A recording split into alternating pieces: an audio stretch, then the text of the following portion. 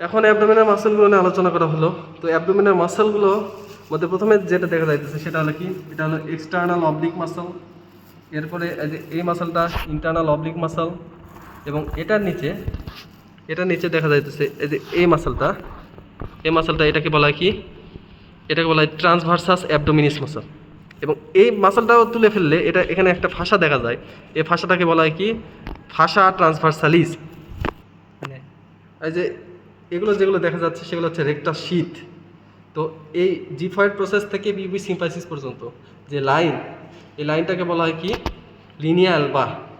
আর এটা কি, আম্বিলিকাস, যেটা দেখা যাচ্ছে এটা আম্বিলিকাস গেল। এরপরে হলো আরেকটা মাসল দেখা যায়, এর একটা শীতকে তুলে ফেললে এর ভিতরে একটা মাসল দেখা যায়, সেটা হচ্ছে কি, রেক্টাস অ্যাবডোমিনিস মাসল। এই মাসলটা কি, rectus abdominis muscle fibre direction দেখো ওই উপর থেকে নিচের দিকে চলে গেছে, সুতরাং এটা হচ্ছে কি রেক্টাস অ্যাবডোমিনিস, সোজা স্ট্রেট, এই জন্য এটাকে বলে রেক্টাস অ্যাবডোমিনিস মাসল। আরেকটা মাসল সেটা হলো কি, পিরামিডালিস মাসল। এই যে এই মাসলটা, এটাকে বলা কি পিরামিডালিস মাসল। এই গেল সব অ্যাবডোমিনাল মাসল। তাহলে অ্যাবডোমিনাল মাসল কী কী, একটা হলো এক্সটার্নাল অবলিক, ইন্টারনাল অবলিক, তারপর এটা নিচে আছে কি ট্রান্সভার্সাস অ্যাবডোমিনিস, এটা নিচে আছে কি ফাসা ট্রান্সভার্সালিস, এবং এটাকে বলা হয় কি রেক্টাস শীথ ফর্মেশন করছে। তো এই মিড লাইন বরাবর যে লাইন, এটাকে বলা হয় কি লিনিয়া অ্যালবা।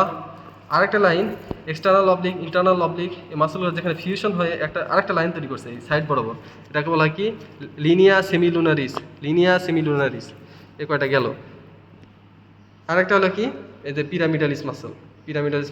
আর এটা তুলে ফেললে এটা যেটা দেখা যায় সেটা হলো কি রেক্টাস অ্যাবডোমিনিস মাসল।